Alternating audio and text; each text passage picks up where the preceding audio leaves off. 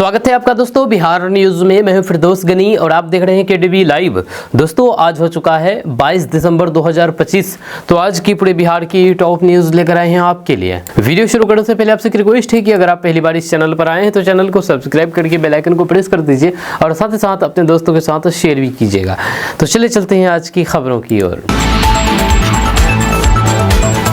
दोस्तों आज बिहार न्यूज़ की शुरुआत सबसे बड़ी खबर से करते हैं कि ज्वाइनिंग के आखिरी दिन भी नुसरत ज्वाइन करने के लिए नहीं पहुंची है बिहार। इस बीच हिजाब विवाद को लेकर के चर्चा में आई डॉक्टर नुसरत परवीन ने अपनी ज्वाइनिंग के आखिरी दिन भी नौकरी को ज्वाइन नहीं किया है।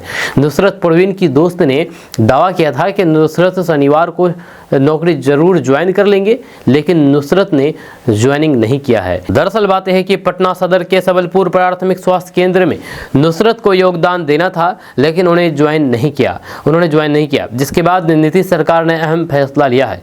बिहार स्वास्थ्य समिति ने बड़ा फैसला लेते हुए ज्वाइनिंग की समय सीमा बढ़ा दी है। अब ज्वाइनिंग की आखिरी तिथि 31 दिसंबर तय कर दी गई है, यानी कि अब नुसरत के पास अपनी नौकरी ज्वाइन करने के लिए 31 दिसंबर तक का समय है। वहीं पर पटना सदर अस्पताल के सिविल सर्जन की माने तो अब तक 63 डॉक्टर अपनी पोस्टिंग पर योगदान दे चुके हैं। दोस्तों बिहार विधानसभा चुनाव में 202 सीटें जीत करके सत्ता में लौटे एनडीए ने बिहार की राजनीति का संतुलन पूरी तरीके से बदल दिया है। इस बहुमत का सीधा असर अप्रैल 2026 में होने वाले राज्यसभा चुनाव पर दिखने वाला है, जहां पर बिहार से 5 सीटें खाली होंगी।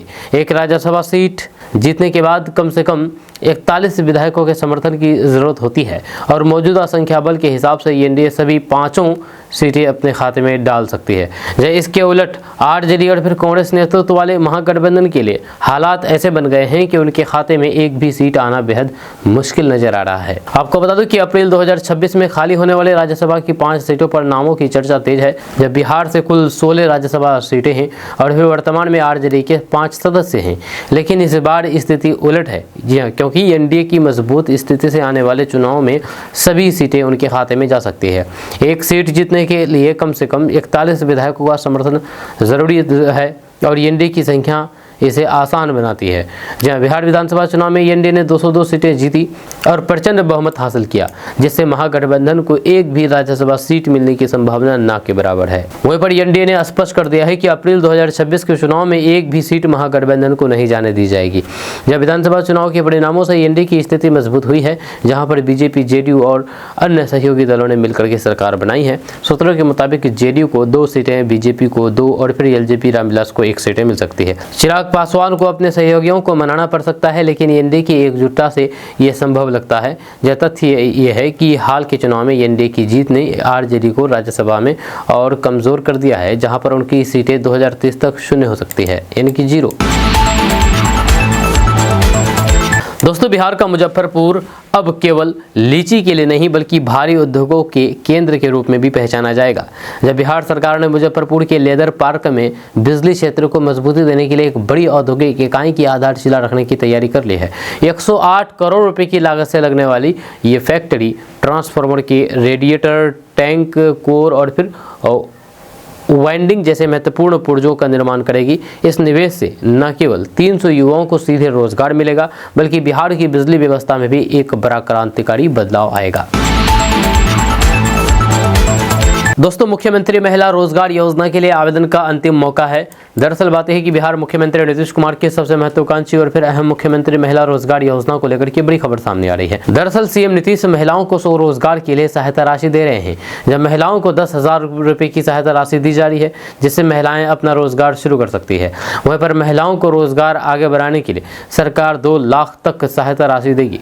इसके लिए महिलाओं से आवेदन मांगी जा रही है। इस बीच इस योजना को लेकर के बड़ी जानकारी सामने आ रही है।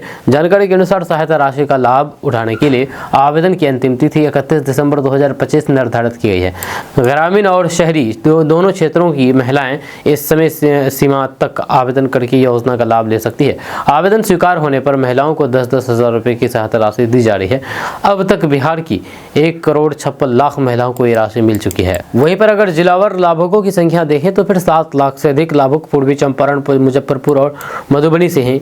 वहीं पर 6 लाख से अधिक पश्चिमी चंपारण, समस्तीपुर और पटना से हैं। 5 लाख से अधिक गया, कटिहार, सारण और अररिया से हैं। 4 लाख से अधिक बेगूसराय, भागलपुर, नालंदा, पूर्णिया, रोहतास, सीतामढ़ी, सीवान और वैशाली से हैं। वहीं पर 3 लाख से अधिक भोजपुर, गोपालगंज, किशनगंज, मधेपुरा, नवादा और सहरसा से हैं। दोस्तों, अगर आप किसान हैं तो ये खबर आपके लिए बहुत ही अहम है, क्योंकि किसानों को बिहार सरकार 50,000 रुपये तक दे रही है अंजीर की खेती करने के लिए। दरअसल अंजीर की खेती के लिए बिहार सरकार किसानों को सब्सिडी दे रही है, जिसमें किसानों को लागत का 40% अनुदान के तौर पर मिल रहा है। अंजीर की खेती के लिए किसानों को 40% सब्सिडी मिल रही है, जिसमें बिहार के 32 जिलों के किसानों को इसका फायदा दिया जा रहा है, जिसमें किशनगंज, अररिया, पूर्णिया, कटिहार, मधेपुरा, भागलपुर, लखीसराय, खगड़िया, सुपौल के किसान इसका लाभ उठा सकते हैं। यानी कि पूरे बिहार का भी उठा सकते हैं। जहां हमने नाम नहीं लिए है जिस जिले के, उस जिले के किसान भी इस योजना का लाभ उठा सकते हैं। मिल रही जानकारी के अनुसार आपको बता दें कि 1 हेक्टेयर में अंजीर की खेती के लिए सरकार 50,000 रुपये तक अनुदान दे रही है। ये अनुदान किसानों को 2 चरणों में मिलेगा। जो किसान अंजीर की खेती करते हैं उन्हें पहले पौधे लगाने होते हैं और फिर उनकी देख रेख करनी होती है।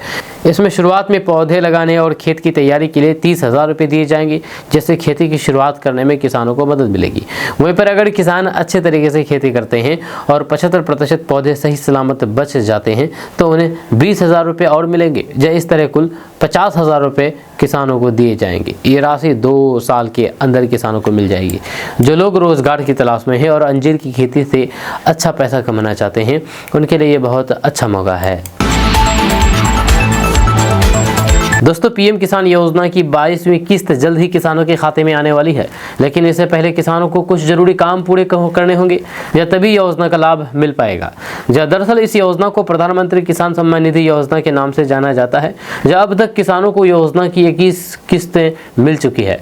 पीएम किसान योजना के तहत हर साल किसानों को 4-4 महीने के अंतर पर 2-2 हज़ार रुपये की किस्त दिए जाते हैं। पीएम किसान योजना का लाभ उठाने के लिए सबसे पहले ई-केवाईसी कराना आपको अनिवार्य है।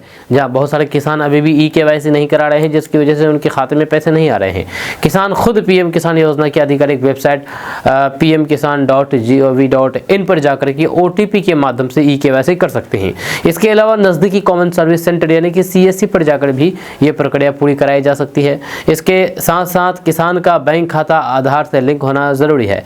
यदि आवेदन के समय कोई गलती हो गई हो, जैसे नाम गलत होना, आधार संख्या में गलती या फिर बैंक विवरण में गलती, तो उसे समय रहते सुधारा जा सकता है।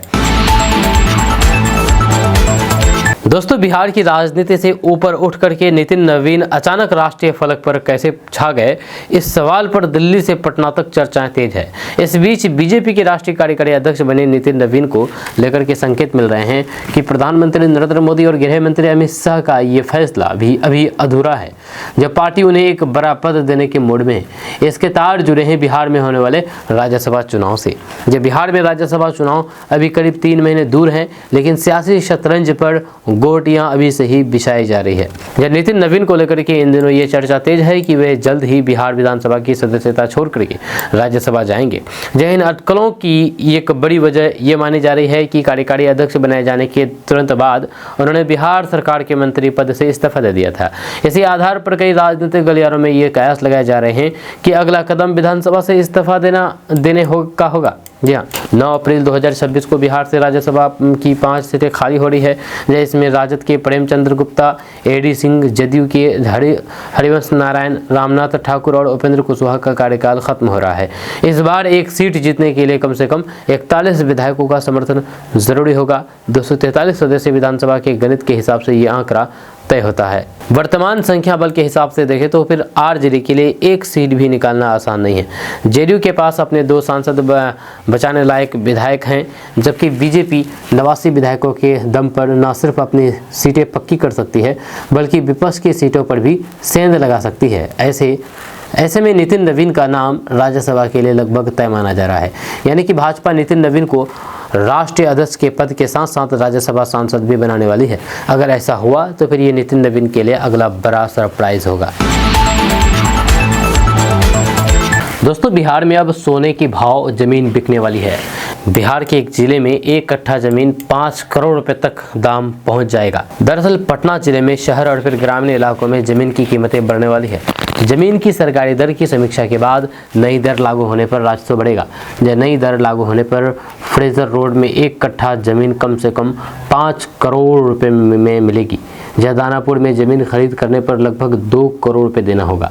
इस तरह कंकरबाग इलाके में जमीन की खरीद के लिए मुख्य सड़कों पर कम से कम 3 करोड़ रुपए देने होंगे। इसके साथ ही पटना सिटी इलाके में भगवत नगर में जमीन की कीमत कम से कम 2 करोड़ होगी। बिहेटा इलाके में कृषि जमीन की खरीद करने पर कम से कम 70 से 80 हज़ार लगेंगे। जमीन खरीद करने पर रजिस्ट्री करारते के समय नए रेट के अनुसार स्टाम्प चार्ज लगेगा। मसलन 3 करोड़ की जमीन खरीदने पर उसका 10% यानी कि 30 लाख रुपए सरकार को देना होगा।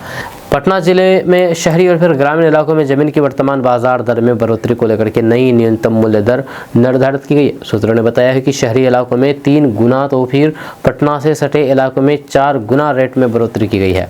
यह जिला मूल्यांकन समिति की ओर से नई दर से संबंधित रिपोर्ट सरकार को भेजी गई है। अब निबंधन विभाग की ओर से समीक्षा के बाद न्यूनतम मूल्य दर निर्धारित किए जाएंगे। दोस्तों, बिहार में बिजली व्यवस्था को मजबूत करने की दिशा में सरकार लगातार बड़े कदम उठा रही है। इस क्षेत्र में नालंदा जिले के लोगों को बड़ी राहत मिलने जा रही है। जब Bihar Sharif super grid campus में बनाया गया नया पावर सब स्टेशन लगभग बनकर के तैयार हो चुका है। जब निर्माण कार्य अंतिम चरण में है और फिर केवल कुछ छोटे मोटे तकनीकी कार्य बचे हुए हैं जिन्हें जल्द पूरा कर लिया जाएगा। इसके बाद इलाके के लोगों को बिना रुकावट बेहतर बिजली आपूर्ति मिल सकेगी। दोस्तों, बिहार में एक छात्र आंसर शीट पर दिल की बात लिखी है। छात्र ने आंसर शीट पर लिखा कि सर, मैं अगर इस बार पास नहीं हुआ तो मेरी शादी टूट जाएगी। बिहार के मुजफ्फरपुर में स्थित एक यूनिवर्सिटी की ये आंसर शीट इन दिनों तेजी से सोशल मीडिया पर वायरल हो रही है। इसमें छात्र टीचर से पास करने की विनती करता नजर आ रहा है। साथ ही साथ वे पास नहीं होने पर गर्लफ्रेंड से शादी टूटने की बात भी लिख रहा है। हालांकि जिस यूनिवर्सिटी के दावे के साथ आंसर शीट वायरल हो रही है, जब उसके एग्जाम कंट्रोलर ने इसे कॉलेज और यूनिवर्सिटी को बदनाम करने की साजिश बताया है। ये पूरा मामला मुजफ्फरपुर की बाबा भीमराव अंबेडकर यूनिवर्सिटी का बताया जा रहा है। दावा किया जा रहा है कि इसी यूनिवर्सिटी की एक ग्रेजुएशन के एक छात्र ने आंसर शीट पर कुछ ऐसा लिख दिया है जिसे पढ़ करके गुरुजी ने अपना माथा पकड़ लिया। आंसर शीट का एक पेज काफी तेजी से सोशल मीडिया पर वायरल हो रहा है। पेपर पर छात्र ने लिखा है कि सर, अगर मैं इस बार पास नहीं हुआ तो मेरी शादी टूट जाएगी। शादी की उम्र भी हो रही है। मैं आपको मिठाई खिलाऊंगा सर, अगर आप मुझे पास कर देते हैं तो। यह छात्र ने लिखा कि मैं एक लड़की से प्यार करता हूं, फेल हो जाऊंगा तो फिर मेरे परिवार के लोग भी इस लड़की से मेरी शादी नहीं करेंगे। जब लड़की के घर वाले भी ग्रेजुएशन में फेल लड़के से अपनी बेटी की शादी के लिए राजी नहीं होंगे। अब मेरी शादी होगी या नहीं, यह आपके हाथ में है। अगर मेरी शादी हो जाती तो फिर मैं आपको मिठाई भिजवाऊंगा। बिहार अंबेडकर यूनिवर्सिटी में अक्टूबर में ग्रेजुएशन सेमेस्टर 2 के एग्जाम लिए गए थे। तभी एक छात्र ने आंसर शीट में छात्र की टीचर से भावनात्मक अपील की गई। इन दिनों तेजी से सोशल मीडिया पर वायरल हो रही है। भीमराव अंबेडकर यूनिवर्सिटी के एग्जाम कंट्रोलर ने बताया कि ये मामला हमारी यूनिवर्सिटी का नहीं है, ये कॉलेज और यूनिवर्सिटी को बदनाम करने की साजिश है। दोस्तों, हिजाब विवाद की वजह से चर्चा में आई डॉक्टर नुसरत को फिलहाल झारखंड में नौकरी मिलने की संभावना कम है। राजनीतिक उथल पुथल के बीच झारखंड के स्वास्थ्य मंत्री इरफान अंसारी ने नुसरत को 3 लाख रुपए महीने की सैलरी वाली नौकरी का ऑफर दिया था। हालांकि झारखंड के मुख्यमंत्री हेमंत सोरेन की पार्टी जेएमएम ने स्वास्थ्य मंत्री के बयान से खुद को अलग कर लिया और उन्हें सलाह दी है कि वे साफ करें कि ये उनकी पर्सनल राय थी। झारखंड मुक्ति मोर्चा के प्रवक्ता मनोज पांडे ने हिजाब खींचने पर बिहार के मुख्यमंत्री नीतीश कुमार की आलोचना भी की है। लेकिन इस दौरान उन्होंने ये भी कहा कि डॉक्टर नुसरत को झारखंड के स्वास्थ्य विभाग में नौकरी देने का सरकार का फैसला नहीं है।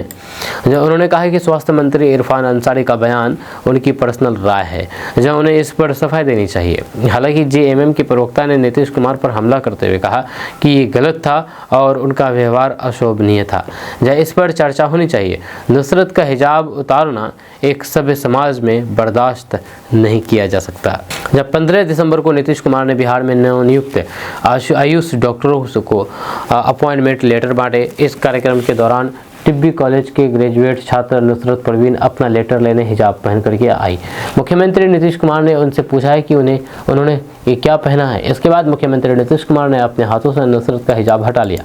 अब हिजाब हटा तो पूरे देश में बवाल मचा। दोस्तों, दोस्तों 200 करोड़ रुपए की लागत से बीजेपी का नया हाईटेक भवन बनने जा रहा है, जहां प्रदेश मुख्यालय बनने जा रहा है। बिहार भाजपा को जल्द ही एक नया मॉडर्न और फिर हाईटेक प्रदेश मुख्यालय मिलने जा रहा है, यानी कि कार्यालय ऑफिस, जहां बीजेपी का बिहार में नया ऑफिस बनने जा रहा है 200 करोड़ रुपए की लागत से। राजधानी पटना में पाटलिपुत्र के करीब पाटलिपुत्र जंक्शन के पीछे स्थित जमीन पर इस भव्य कार्यालय का निर्माण किया जाएगा। जब पार्टी संगठन को मजबूत करने और फिर भविष्य की चुनावी चुनौतियों को ध्यान में रखते हुए इसे आधुनिक सुविधाओं से लैस किया जा रहा है। जानकारी के मुताबिक केंद्रीय नेतृत्व से अंतिम मंजूरी मिलते ही इस पर काम शुरू कर दिया जाएगा। नया प्रदेश मुख्यालय करीब 13 से 15 हजार वर्ग फीट जमीन पर तैयार होगा, जहाँ इसके निर्माण पर लगभग 200 करोड़ रुपए खर्च होने का अनुमान है।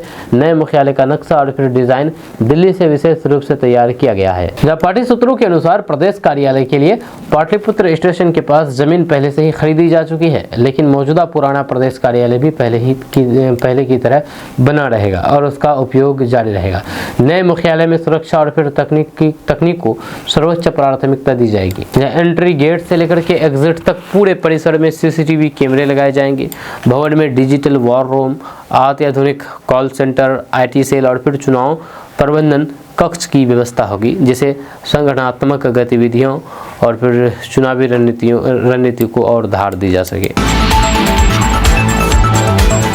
दोस्तों, बिहार की राजनीति में राज्यसभा चुनाव को लेकर के सरगर्मियां अभी से ही तेज होने लगी है। भले ही चुनाव में अभी करीब 3 महीने का समय बाकी है, लेकिन 5 सीटों पर होने वाले इस चुनाव ने राजनीतिक दलों की रणनीति को सक्रिय कर दिया है। सबसे चर्चा तेज इस बात को लेकर है कि क्या बीजेपी अपने नए राष्ट्रीय कार्यकारी अध्यक्ष नितिन नवीन को और फिर भोजपुरी फिल्म जगत के चर्चित चेहरा पवन सिंह को राज्यसभा भेजेगी। वहीं पर राष्ट्रीय लोक मोर्चा के अध्यक्ष उपेंद्र कुशवाहा के लिए ये चुनाव मुश्किल भरा साबित हो सकता है। दरअसल 9 अप्रैल 2026 को बिहार से राज्यसभा के 5 सदस्यों का कार्यकाल समाप्त हो रहा है। अब इसी को लेकर के कयास लगाए जा रहे हैं कि नितिन नवीन को तो भेजा ही जा सकता है और साथ ही साथ भोजपुरी फिल्म जगत के सुपरस्टार कहे जाने वाले पवन सिंह को भी राज्यसभा में भेजने की तैयारी में है बीजेपी द्वारा। दोस्तों, शीतलहर और बढ़ती ठंड का असर सदर अस्पताल की OPD पर साफ तौर पर देखने को मिल रहा है। जहां कल ठंड के कारण अस्पताल में इलाज कराने वाले मरीजों की संख्या कम रही। आमतौर पर जहां पर प्रतिदिन करीब 700 से 800 मरीज इलाज के लिए सदर अस्पताल पहुंचते हैं, वहीं पर कल ये संख्या घट करके लगभग 500 रह गई। जहाँ ठंड के कारण लोग घरों से निकलने में परहेज कर रहे हैं, जिसका सीधा असर OPD सेवाओं पर पड़ रहा है। हालांकि मरीजों की कुल संख्या में कमी जरूर आई है, लेकिन कुछ विभागों में अब भी मरीजों की भीड़ बनी हुई है। जहाँ शिशु रोग विभाग और फिर मेडिसिन विभाग में सबसे अधिक मरीज पहुंचे। मेडिसिन विभाग में सर्दी से संबंधित बीमारियों के साथ साथ बुजुर्ग मरीजों की संख्या अधिक रही। जब ठंड बढ़ने के कारण बुजुर्गों में सांस की समस्या, खांसी, जुकाम, बुखार, ब्रेन स्ट्रोक और फिर BP से जुड़ी परेशानियां बढ़ी है, जिसके चलते बड़ी संख्या में अस्पताल रोगी पहुंच रहे हैं। वहीं पर शिशु रोग विभाग में भी बच्चों के मरीजों की संख्या कम नहीं रही। जब ठंड के मौसम में बच्चों को सर्दी, जुकाम, निमोनिया, बुखार और फिर वायरल संक्रमण का खतरा बढ़ता जा रहा है, बढ़ जाता है। वहीं पर हड्डी रोग, सर्जरी, दांत रोग और ENT विभागों में मरीजों की संख्या अपेक्षाकृत कम रही है। जब पहले और फिर दूसरे शिफ्ट को मिलाकर की OPD में पिछले 3 दिनों में आए मरीजों का यह आंकड़ा है। दोस्तों, बिहार में ठंडी हवाओं के साथ घना कोहरा लगातार जनजीवन पर कहर ढा रहा है। जब बिहार के कई जिले में सुबह के वक्त घना धुंध दिखाई दे रहा है, जिससे लोग कामकाज और फिर यात्रा के लिए घर से निकलने में परेशानियों का सामना करना पड़ रहा है लोगों को। खास करके पटना और फिर इसके आसपास के क्षेत्र में सड़क, रेल और फिर विमान सेवा प्रभावित हुई है। लगातार तीसरे दिन ट्रेनें और फिर विमान अपनी निर्धारित समय सारणी से लेट रही। जब तेजस राजधानी, संपूर्ण क्रांति, अमृत भारत, मगध एक्सप्रेस सहित कई ट्रेनें 7 घंटे तक देरी से पटना जंक्शन पहुंची। जहां ट्रेन की देरी से के कारण कई यात्रियों की कनेक्टिविटी ट्रेनें छूट गई और उन्हें रात में पटना में ही ठिठुरन वाली ठंड में गुजारनी पड़ी। घने कोहरे और फिर ठंड से BP और शुगर रोगी विशेषज्ञ के रूप से प्रभावित हो सकते हैं। डॉक्टरों ने सलाह दी है कि अपनी दवा एडजस्ट कर लें, अनावश्यक बाहर ना निकलें और फिर निकलते समय गर्म कपड़ा पहने। बच्चों और फिर बुजुर्गों को टोपी, स्वेटर और जैकेट पहनाएं और फिर घर को गर्म रखें। बाइक या फिर खुले वाहनों का प्रयोग कम करें और फिर मजदूर किसानों के लिए अलाव की व्यवस्था हो। बिहार में कोहरे और फिर ठंड का ये कहर सामान्य जनजीवन और फिर पर्यटन गतिविधियों दोनों पर असर डाल रहा है, जिससे सावधानी और फिर स्वास्थ्य पर विशेष ध्यान देना अनिवार्य हो गया। दोस्तों, बिहार के एक अस्पताल में अंधेरे में इलाज किया जाता है। दरअसल बात है कि गोपालगंज सदर अस्पताल परिसर में बने मॉडल अस्पताल भवन की बदहाली स्वास्थ्य व्यवस्था की गंभीर पोल खोल रही है। इस आधुनिक कहे जाने वाले भवन में इमरजेंसी वार्ड, महिला वार्ड, टीकाकरण केंद्र, ब्लड बैंक समेत कई महत्वपूर्ण विभाग चल रहे हैं। लेकिन हैरानी की बात यह है कि अब तक इस भवन में जनरेटर का कनेक्शन नहीं दिया गया है। नतीजा, बिजली कटते ही पूरा भवन अंधेरे में डूब जाता है और मरीजों को भारी परेशानी का सामना करना पड़ता है। जब बिजली गुल होने की स्थिति में भर्ती मरीज अंधेरे में रहने को मजबूर हो जाते हैं। डॉक्टरों और फिर नर्सिंग स्टाफ को भी मोबाइल टॉर्च या फिर वैकल्पिक संसाधनों के सहारे उपचार करना पड़ता है, जो किसी भी स्थिति में सुरक्षित नहीं कहा जा सकता। दोस्तों, किशनगंज में ठंड का कहर लगातार जारी है, जब लोगों को घरों से निकलना भी अब मुश्किल होता जा रहा है। कड़ाके की ठंड और फिर घने कोहरे ने आम लोगों की दिनचर्या ही पूरी तरीके से बदल दी है। जी हां, तापमान 10 डिग्री तक जा पहुंचा है, 10 डिग्री सेल्सियस से भी नीचे जा पहुंचा है किशनगंज में। लेकिन हालात इससे कहीं ज्यादा सर्द है। अगर आप घर से निकलते हैं, कहीं अगर बाइक से जाते हैं, तो बाइक में आपको इस कदर ठंड लग रही है कि आपको बाइक चलाना भी मुश्किल हो रहा होगा। तो आपको बता दूं कि किशनगंज में शीतलहर का कहर लगातार बढ़ता जा रहा है। कड़ाके की ठंड और फिर घने कोहरे ने आम लोगों की दिनचर्या पूरी तरीके से बदल दी है। न्यूनतम तापमान 10 डिग्री से भी नीचे जा पहुंचा है, लेकिन हालात इससे भी कहीं ज्यादा सर्द है। सुबह और शाम ठिठुरन इस कदर बढ़ गई है कि लोगों को घरों से निकलना भी मुश्किल हो रहा है। मौसम विभाग ने पहले ही शीतलहर और घने कोहरे का अलर्ट जारी कर दिया है। इसके बावजूद भी प्रशासन की तैयारी जमीन पर नदारद दिख रही है। उत्तर भारत से आ रही बर्फीली हवाओं ने किशनगंज को मानो ठंड के हवाले कर दिया है। दिन भर धूप के दर्शन नहीं हो पा रहे हैं, जिससे हालात और ज्यादा बदतर हो गई है। जहां सड़कों पर कोहरे इतना घना है कि विजिबिलिटी शून्य के करीब पहुंच जाती है, जहां गाड़ियां रेंगती हुई नजर आ रही है और बसें और फिर ट्रेनें लेट चल रही है। लेकिन इन सब के बीच सबसे बड़ा सवाल यह है कि ठंड से बचाव के लिए प्रशासन ने अब तक क्या किया है। जहां रेलवे स्टेशन, बस स्टैंड, चौक चौराहों और फिर बाजारों में गरीब दिहाड़ी मजदूर और यात्री अपनी जान जोखिम में डाल करके ठंड से जूझ रहे हैं। जब मजबूरी में लोग निजी तौर पर लकड़ी, यानी कि अपने से लकड़ी, कचरा और फिर यहाँ तक कि टायर जला करके आग तापते नजर आ रहे हैं। ये न सिर्फ खतरनाक है, बल्कि प्रशासन की लापरवाही का जीता जागता सबूत भी है। वहीं पर नगर परिषद और जिला प्रशासन की ओर से अब तक सार्वजनिक स्थलों पर अलाव की कोई भी ठोस व्यवस्था नहीं की गई है, जिससे साफ है कि ठंड गरीबों के लिए आफत बन गई है। वहीं पर कई लोगों का कहना है कि ठंड इतनी ज्यादा है, आम रहने के बावजूद भी घर से निकलना मुश्किल है, घर से नहीं निकल पा रहे हैं। कुछ लोगों का कहना यह है कि सरकार कुछ भी इस पर ध्यान नहीं दे। दोस्तों, किशनगंज में अवैध तरीके से दवा दुकानें चल रही है। जब कुछ दवा दुकानों पर आज स्वास्थ्य विभाग की ओर से बड़ी कार्रवाई की गई है। जहां किशनगंज में अवैध तरीके से चल रही दवा दुकानों पर स्वास्थ्य विभाग की कार्रवाई एक बार फिर से सिस्टम की लापरवाही और आम लोगों की सेहत के साथ हो रहे खिलवाड़ को उजागर करती है। तो आपको बता दूं कि किशनगंज शहर के काली चौक इलाके में स्वास्थ्य विभाग की टीम ने पुलिस के साथ मिलकर के एक बिना लाइसेंस दवा दुकान पर छापेमारी की, जहां से भारी मात्रा में एक्सपायरी दवाइयां बरामद की गई है। इस कार्रवाई के बाद इलाके में हरकत मच गया है। छापेमारी के दौरान सामने आया है कि संबंधित दवा दुकान बिना किसी वैध ड्रग्स लाइसेंस के चल रहे थे। जब वहीं पर दुकान में रखी दवाइयों की जांच की गई तो बड़ी संख्या में एक्सपायरी दवाइयां पाई गई है, जिन्हें तुरंत जब्त कर लिया गया है। ये वही दवाएं हैं जो अगर मरीज को दे दी जाती तो फिर उनकी जान तक खतरे में पड़ सकती थी। जब ड्रग इंस्पेक्टर राजकुमार रंजन ने कैमरे पर बयान देने से इनकार करते हुए कहा कि वे इस संबंध में अधिकृत नहीं है और वरिष्ठ पदाधिकारी ही जानकारी देंगे। हालांकि अनौपचारिक बातचीत में उन्होंने स्पष्ट कहा है कि दुकान के पास कोई ड्रग लाइसेंस नहीं था और ये पूरी तरीके से अवैध रूप से चलाई जा रही थी। जानकारी के अनुसार थाना प्रभारी को दुकान के अवैध संचालन की सूचना मिली थी, जिसके बाद स्वास्थ्य विभाग को अवगत कराया गया। इसके बाद एक विशेष टीम का गठन करके छापेमारी की गई। जांच के दौरान दुकान का मालिक मौके पर मौजूद नहीं था। दुकान में केवल बाला कुमार नाम का एक व्यक्ति मिला, जिसने खुद को दुकानदार नहीं बताया और फिर कहा कि वे सिर्फ वहां पर मौजूद हैं। वहीं पर जब स्वास्थ्य विभाग की टीम ने फोन पर दुकान के मालिक को से संपर्क किया तो फिर उसने खुद ही ये स्वीकार किया है कि दुकान के पास कोई लाइसेंस नहीं है। इसके बाद विभाग ने कार्रवाई करते हुए एक्सपायरी दुकान दवाइयों को जब्त कर लिया है और फिर आगे की कानूनी प्रक्रिया शुरू कर दी गई है। वहीं पर स्वास्थ्य विभाग ने साफ कर दिया है कि बिना लाइसेंस दवा दुकान चलाना गंभीर अपराध है और इससे आम जनता की सेहत को बड़ा खतरा हो सकता है। ऐसे मामलों में न्यायालय के माध्यम से सख्त कानूनी कार्रवाई की जाएगी। दोस्तों, किशनगंज शहर में गाड़ी मालिकों से अवैध ठगी का मामला सामने आया है। रास्ते चलते गाड़ी मालिकों से अवैध तरीके से ठगी करने का एक बहुत बड़ा मामला सामने आया है। आखिरकार ठग हत्थे चढ़ गया है। तो आपको बता दूं कि किशनगंज शहर में वाहन मालिकों को ठगी का शिकार बनाने वाला एक युवक आखिरकार लोगों के हत्थे चढ़ गया।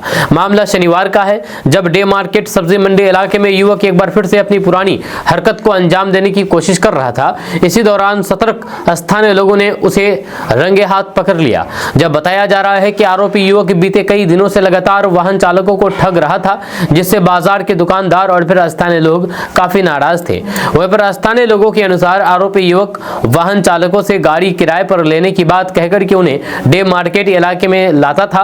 इसके बाद वे किसी बहाने उनसे 1000 से 2000 रुपए नगद और मोबाइल फोन लेकर के मौके से फरार हो जाता था। जब कई वाहन चालक इस ठगी का शिकार बन चुके थे, लेकिन हर बार आरोपी बच निकलता था। धीरे धीरे उसकी पहचान बाजार में फैल गई और लोग उसे ढूंढने लगे।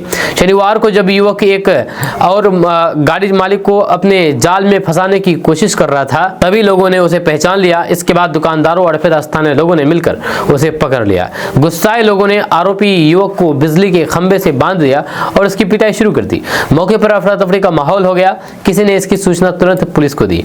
वहीं पर घटना की जानकारी मिलते ही पुलिस मौके पर पहुंची और आरोपी युवक को लोगों के चंगुल से छुड़ाया। इसके बाद पुलिस उसे हिरासत में लेकर के थाने ले गई। आरोपी युवक की पहचान पिपला गांव निवासी मुहिबुर रहमान के रूप में हुई है। जब पुलिस पूछताछ में युवक ने स्वीकार किया है कि वे नशे का आदी है और फिर नशे की जरूरतों को पूरा करने के लिए इस तरह की ठगी करता था। वहीं पर स्थानीय दुकानदारों का कहना है कि युवक की वजह से डे मार्केट की छवि खराब हो रही थी। बाहर से आने वाले गाड़ी मालिक डर के माहौल में रहते थे। जब कई बार शिकायत के बावजूद भी आरोपी खुलेआम घूमता था, जिससे लोगों का गुस्सा बढ़ता गया। लोगों का कहना है कि अगर समय रहते इस तरीके के मामले पर सख्त कार्रवाई हो तो फिर ऐसी घटनाएं दोहराई न जाए। हालांकि इस घटना ने कानून व्यवस्था को लेकर भी सवाल खड़े कर दिए हैं। एक तरफ जहां पर आरोपी ने अपराध किया है, वहीं पर दूसरी ओर कानून अपने हाथ में लेने की घटना भी सामने आई है। जब पुलिस ने स्पष्ट कर दिया है कि आरोपी के खिलाफ ठगी के आरोप में कानूनी कार्रवाई की जा रही है और मामले की जांच जारी है। पुलिस ने लोगों से अपील की है कि किसी भी संदिग्ध गतिविधि की सूचना सीधे पुलिस को दें और फिर कानून को हाथ में ना लें। दोस्तों, किशनगंज के एक मंदिर से चोरी करने का मामला सामने आया है। जहाँ किशनगंज के ठाकुरगंज में एक काली मंदिर है, जहां से चोर द्वारा चोरी की घटना को अंजाम दिया गया है। जब मंदिर से चोरी, अब आप सोच सकते हैं, जब मंदिर से चोरी हो तो फिर आम लोगों की घरों का क्या होगा। जहाँ कहा जाता है कि मंदिर मस्जिद ये दो ऐसी जगह है जहां पर लोग अपने अपने रब की इबादत करते हैं और यहाँ पर अपने पाप धुलने के लिए लोग आते हैं। लेकिन उस स्थान से अगर चोरी की घटना सामने आ जाए, को भी किशनगंज जैसे जिले से, तो ये बड़ी ही हैरानी वाली बात है और ये बड़ी ही शर्मनाक है। जी हाँ, तो दरअसल बात है कि किशनगंज जिले के ठाकुरगंज थाना क्षेत्र में स्थित श्री श्री सिद्ध पीठ काली मंदिर में हुई चोरी की घटना को लेकर के जांच तेज हो गई है। जहाँ रेलवे गेट के पास स्थित इस प्रसिद्ध मंदिर में बीते गुरुवार की रात अज्ञात चोरों ने सुनियोजित तरीके से चोरी की वारदात को अंजाम दिया। जहाँ चोर मंदिर से मूर्ति पर चढ़ाए गए कीमती आभूषण और सुरक्षा के लिए लगाए गए सीसीटीवी कैमरे का डिजिटल वीडियो रिकॉर्डर यानी कि डीवीआर चोरी करके फरार हो गए। घटना की गंभीरता को देखते हुए शनिवार को पटना से फॉरेंसिक साइंस लेबोरेटरी यानी कि एफएसएल की टीम ठाकुरगंज पहुंची। एफएसएल टीम ने मंदिर परिसर में कई घंटों तक गहन जांच की और मौके से जरूरी साक्ष्य जुटाए। जब टीम ने मंदिर के अंदर और फिर बाहर के हिस्सों की बारीकी से जांच की ताकि चोरों से जुड़े अहम सुराग मिल सके। वहीं पर जानकारी के अनुसार चोरों ने वारदात से पहले पूरी तैयारी कर रखी थी। मंदिर परिसर में लगे सीसीटीवी कैमरे पर पहले काले रंग का टेप चिपकाया गया ताकि उनकी गतिविधियां कैमरे पर कैद ना हो सके। दोस्तों, अब हमारे सीमांचल में पुलिसकर्मी बनकर के रास्ते पर घूम रहे फर्जी पुलिस अब आपको कहीं पर मिल जाएंगे। जी हाँ, क्योंकि कटिहार से एक फर्जी पुलिस बनकर के छापामारी करने का सनसनीखेज मामला सामने आया है। यानी कि फर्जी पुलिस बनकर के छापेमारी करने पहुंच गए। जी हाँ, दरअसल बात है कि कटिहार जिले में फर्जी पुलिस बनकर के छापामारी करने का सनसनीखेज मामला सामने आया। ये घटना फलका थाना क्षेत्र के मोरसंडा गांव की है, जहां पर एक किराना दुकानदार को कथित तौर पर गिरफ्तार करने पहुंची नकली पुलिस टीम को ग्रामीणों ने रंगे हाथ पकड़ लिया।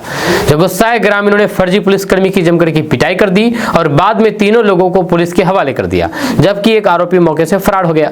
हम आपको इस पूरी खबर के बारे में विस्तार से डिटेल से बताएंगे। उससे पहले आपको बता दूं कि अगर आप केडीवी लाइव पॉडकास्ट पेज पर पहली बार आए हैं तो इस पेज को अभी फॉलो कर लीजिए सीमांचल से जुड़ी हुई इसी तरह की खबरों को देखने के लिए। तो जानकारी के मुताबिक फलका थाना का एक वाहन चालक जो उस दिन छुट्टी पर था, अपने 3 साथियों के साथ मिलकर के फर्जी पुलिस टीम बना करके मोरसंडा गांव पहुंचा। 4 पहिया वाहन से पहुंचे इन लोगों ने खुद को पुलिस बता करके किराना दुकान पर छापेमारी की कोशिश की। जहां आरोप है कि उन्होंने दुकानदार को गाली गलौज करते हुए जबरन गाड़ी में बैठाने का प्रयास किया।